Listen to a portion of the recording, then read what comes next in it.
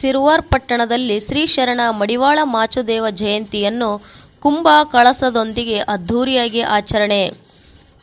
ಸಮಾಜದಲ್ಲಿನ ಅಸಮಾನತೆ, ಅಸ್ಪೃಶ್ಯತೆಯಂಥ ಕಲ್ಮಶಗಳನ್ನು ಸ್ವಚ್ಛಗೊಳಿಸಲು ಶ್ರಮಿಸಿದ ಮಹಾನ್ ವಚನ ಸಾಹಿತ್ಯ ರಕ್ಷಕ ವೀರಗಾಣಾಚಾರಿ ಶಿವಶರಣ ಶ್ರೀ ಮಡಿವಾಳ ಮಾಚುದೇವ ಜಯಂತಿಯನ್ನು ಪಟ್ಟಣದಲ್ಲಿ ಅತ್ಯಂತ ವಿಜೃಂಭಣೆಯಿಂದ ಅದ್ಧೂರಿಯಾಗಿ ಆಚರಿಸಲಾಯಿತು.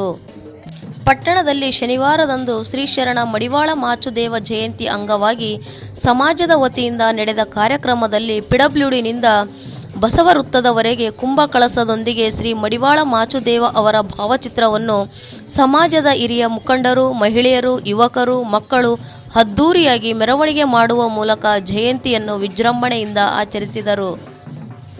ಇದೇ ವೇಳೆ ಪಟ್ಟಣದ ನೀಲಂ ಕಾಲೋನಿಯಲ್ಲಿ ಶ್ರೀ ಶರಣ ಮಡಿವಾಳ ಮಾಚುದೇವ ಅವರ ನೂತನ ನಾಮಫಲಕವನ್ನು ತಹಸೀಲ್ದಾರ್ ರವಿ ಎಸ್ ಅಂಗಡಿಯವರು ಮಡಿವಾಳ ಮಾಚುದೇವ ಅವರ ಭಾವಚಿತ್ರಕ್ಕೆ ಪೂಜೆ ಸಲ್ಲಿಸಿ ಮಾಲಾರ್ಪಣೆ ಮಾಡಿ ನೂತನ ಪುತ್ಥಳಿ ಅನಾವರಣಗೊಳಿಸಿದರು.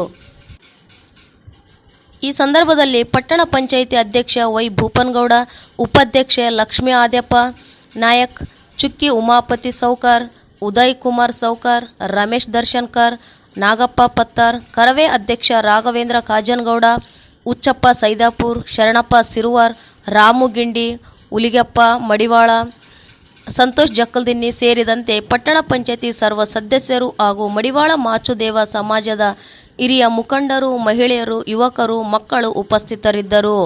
ಪ್ರಜಾ ನ್ಯೂಸ್ ಜೊತೆ ಇದಾಯತ್ ದೊಡ್ಮನೆ ಸಿರುವಾರ್. ಧನ್ಯವಾದಗಳು.